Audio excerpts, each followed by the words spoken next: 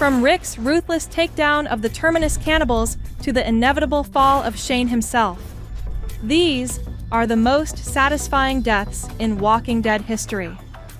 Because by the time Rick's group reaches the CDC, Hope is already hanging by a thread. I'm saying, sweetie. But that's insane. Jenner is supposed to be the last man with answers. Welcome. Hello, guests. Welcome. But instead, he's the first to give up. I'm all that's left. I'm sorry. What starts as a safe haven quickly turns into a trap. Jenner locks everyone inside, calmly explaining that the facility will self-destruct. There's no point. Everything topside is locked down. The emergency exits are sealed. Well, open the damn thing. And that he's decided this is the end for all of them. No vote, no choice, just surrender. And that's what makes his death so strangely satisfying. Because in a world where everyone else is fighting to survive, Jenner represents the opposite. He's the guy who quits, and worse, tries to take everyone else down with him. So when he finally lets them go and chooses to stay behind, it doesn't feel heroic. It feels like he's finally accepting the consequences of his own decision. The explosion doesn't just destroy the CDC, it wipes out the last illusion that someone else is going to save them. And compared to what's coming next, this ending almost feels peaceful. And welcome to Lucille Grimes. Don't forget to subscribe. So far, none of our subscribers have turned into walkers. Just saying. Number 9. Aiden Monroe's reckless end. Aiden walks into every situation like he's already won, and that's exactly why he never stood a chance out there. Nice to meet you, I'm Aiden. You met Nicholas pulling gate duty. Hi. As one of Alexandria's early supply leaders, he talks big. I'm sorry. This is a warehouse. Looks like that door is unfastened. Acts confident, and completely ignores the people who actually know what they're doing. So, when the group enters a walker-filled warehouse, you can feel the disaster building before anything even happens. Right. Perimeter check. And then it does. Despite clear warnings, Aiden keeps firing his gun wildly until he hits a grenade strapped to a walker. The explosion tears through the room, leaving him impaled and helpless while everything collapses around him. What? For knocking him on his ass. What follows is brutal. Pinned in place, surrounded by walkers, Aiden finally breaks. No arrogance, no ego, just fear. He admits he got people killed. Yeah, what the hell? You almost got her killed! I told you all to stay back! I told you to listen to every damn thing I said! He admits he wasn't the leader he pretended to be. But by then, it's too late. He's left behind. Read it. I'm sorry. I'm sorry. And torn apart by the very world he thought he had under control. It's harsh, but it feels earned. In The Walking Dead, confidence without competence gets people killed, and Aiden is the perfect example of that. But if recklessness got him killed, the next one was pure selfishness. Number 8. Nicholas's cowardly exit. Nicholas is the kind of survivor who doesn't just panic, he drags everyone else down with him. From the start, he proves he can't handle the outside world. I'll go back. Not now. Today we're digging ditches. He freezes, lies, and worst of all, gets people killed. Noah's death? That's on him. And instead of owning it, he tries to bury the truth, even attempting to murder Glenn just to protect himself.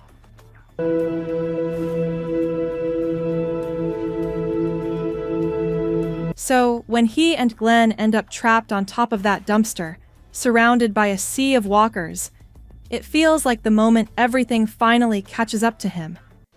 And it does. Nicholas completely breaks. There's no plan, no fight, just fear.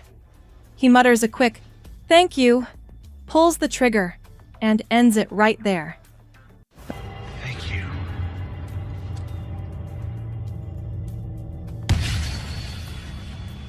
But even in his final moment, he's still selfish. His falling body knocks Glenn straight into the horde below, turning his death into one last act of damage. It's frustrating, it's messy, and honestly, it feels deserved. Because in this world, fear isn't what kills you. It's what you do because of it. And if that was frustrating to watch, the next one is straight up disturbing. Number 7. Officer Gorman gets what he deserved. Some characters in The Walking Dead are dangerous because they're strong.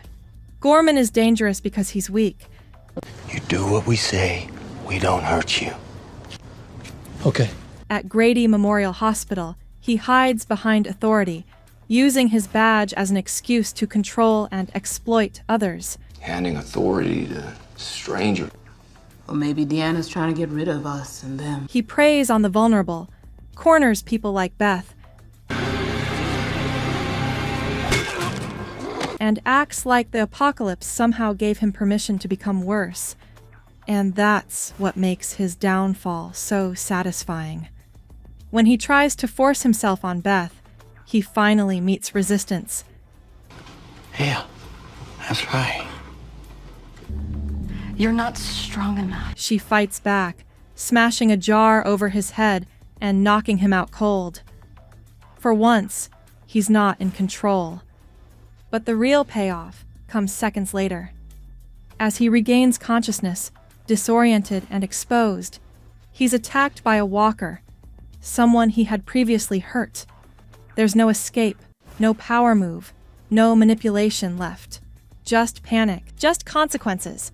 It's quick, brutal, and painfully ironic. The man who thrived on control ends up completely helpless, taken out by the very kind of victim he used to dominate. And somehow, even that level of justice still isn't as clean as what's coming next. Number 6, Spencer Monroe's no guts moment. Spencer Monroe isn't built for the apocalypse, but the worst part is he thinks he is. Hates my guts, but he is out there right now. While others are out risking their lives, Spencer stays behind, complaining, blaming, and quietly hoping someone else will solve his problems. What? No, I don't. You know what I'm thinking? He resents Rick, not because Rick failed, but because Rick succeeded where he couldn't. So, instead of stepping up, Spencer does what he always does. He looks for an easier way out. What? No, I don't. You know. He goes straight to Negan and tries to make a deal, offering Rick's life in exchange for power. 'Cause I have a guess. In his mind, this is strategy. In reality, it's pure cowardice. And Negan sees right through it. In one of the most iconic moments in the series, Negan calls him out in front of everyone. He explains that Rick, for all his flaws, He could take Rick's place. So I gotta ask. has something Spencer doesn't: guts. And then, without hesitation, he proves his point. Negan slices Spencer open, literally spilling his intestines as he collapses to the ground. Guts.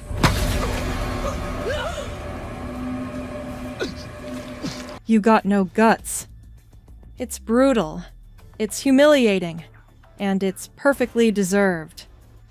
Because Spencer didn't just fail as a leader, he failed as a survivor. But as satisfying as that moment is, the next one isn't just justice. It's a shift in power. How embarrassing. If some of the deaths you were expecting haven't shown up yet, don't worry, because from here on out, these aren't just satisfying. They're defining moments of the entire series. And if you're a fan of The Walking Dead, make sure you're subscribed, because the next one's changed everything. Number 5, Gregory's Final Judgment. Gregory spent his entire time at Hilltop proving one thing: he was never meant to lead. Their families will be thrown out and will be left to fend for themselves. While others fought, Gregory folded. While others protected their people, he protected himself. I feel like I invested a lot in you. He bent the knee to Negan instantly, betrayed his own community multiple times, and never once showed the courage he demanded from everyone else. But his final move is what seals his fate. Go home now, or you won't have a home to go back to. Instead of accepting that Maggie has taken over, Gregory tries to have her assassinated. Not in a fair fight, not face to face, but through manipulation, using someone else to do his dirty work. You do what you need to do. And this time, it doesn't work. He's caught, put on trial, and for the first time, Gregory has to face real consequences. No deals, no second chances. Maggie makes the call, and he's publicly executed by hanging. You're wrong. I'm not ashamed.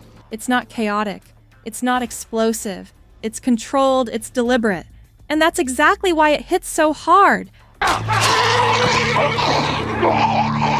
Because this isn't just Gregory's death. It's the moment Hilltop stops being weak and starts becoming strong.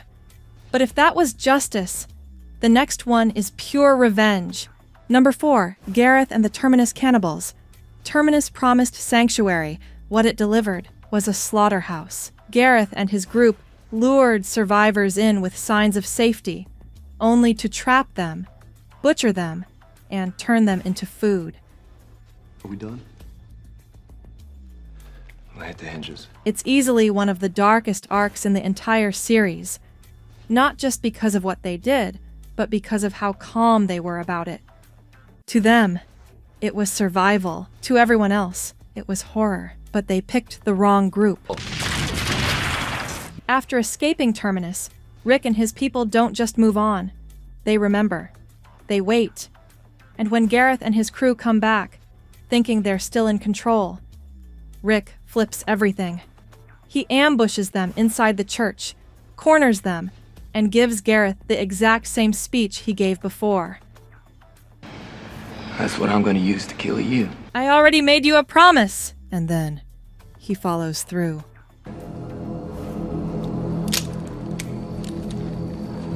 No hesitation, no mercy, just brutal, methodical payback with the red-handled machete. It's one of the most satisfying moments in the show because it's not just revenge, it's justice delivered on their own terms.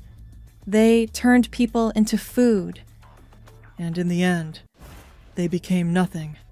I already made you a promise.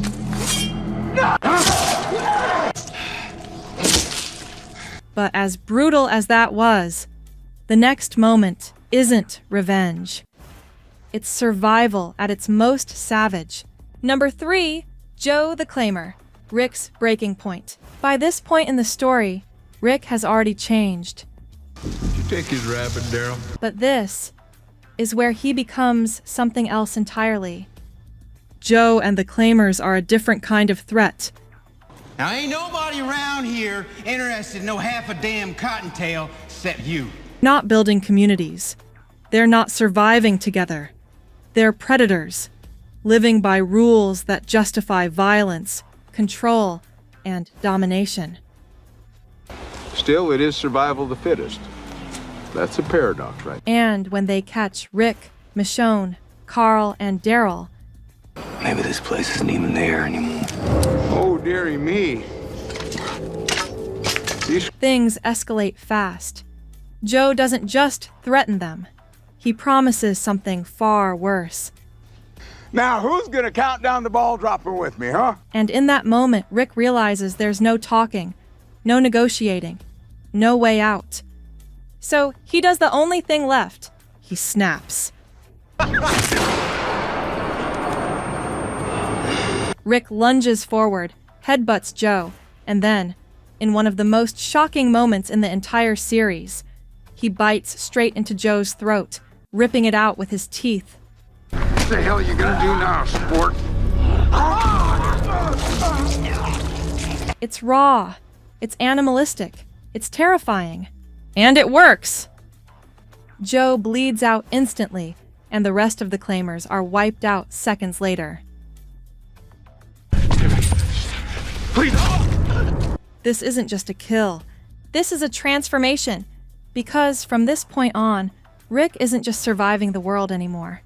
He's becoming exactly what it takes to win in it.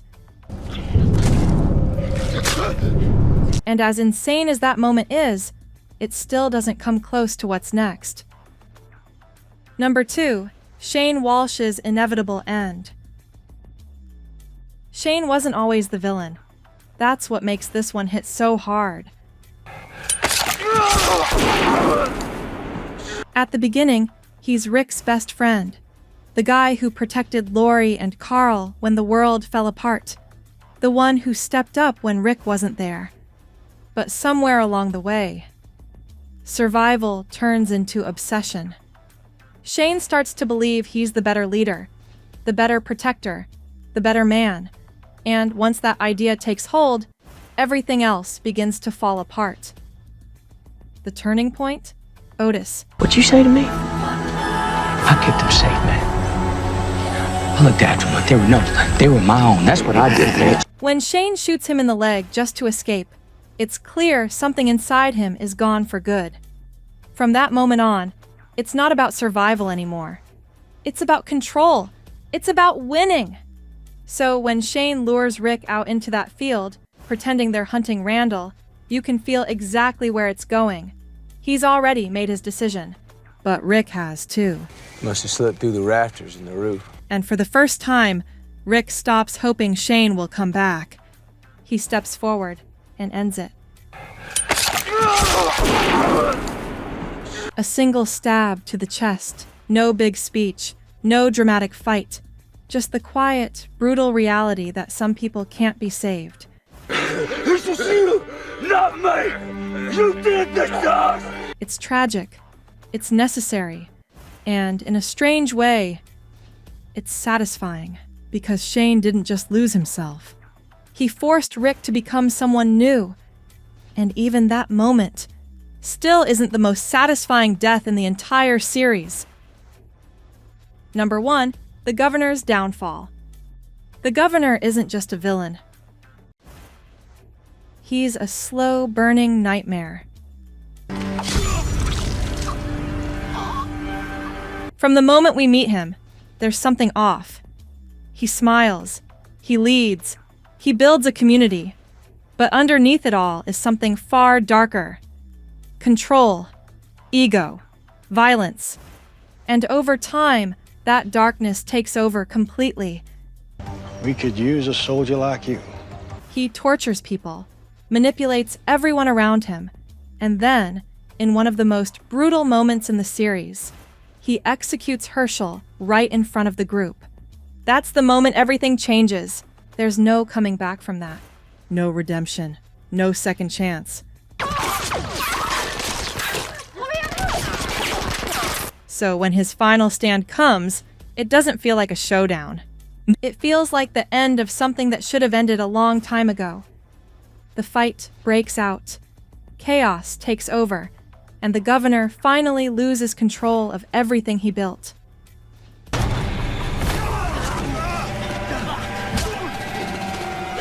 Michonne gets to him first, stabbing him, leaving him broken and helpless.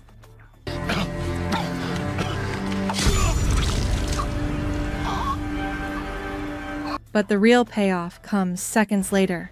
Lily, the woman he lied to, the woman he failed, the woman whose family he destroyed. She's the one who pulls the trigger. And just like that, it's over. No speech.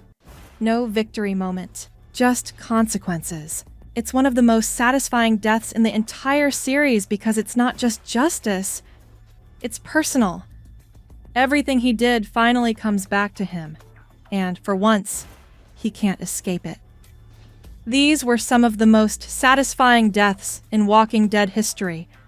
But let's be honest, this show gave us way more moments like this. So, now I want to hear from you. Which death felt the most deserved? And which one should have been number 1? And if you want more deep dives into The Walking Dead's most brutal, emotional, and unforgettable moments, make sure to subscribe to Lucille Grimes. We just started and need your support to grow.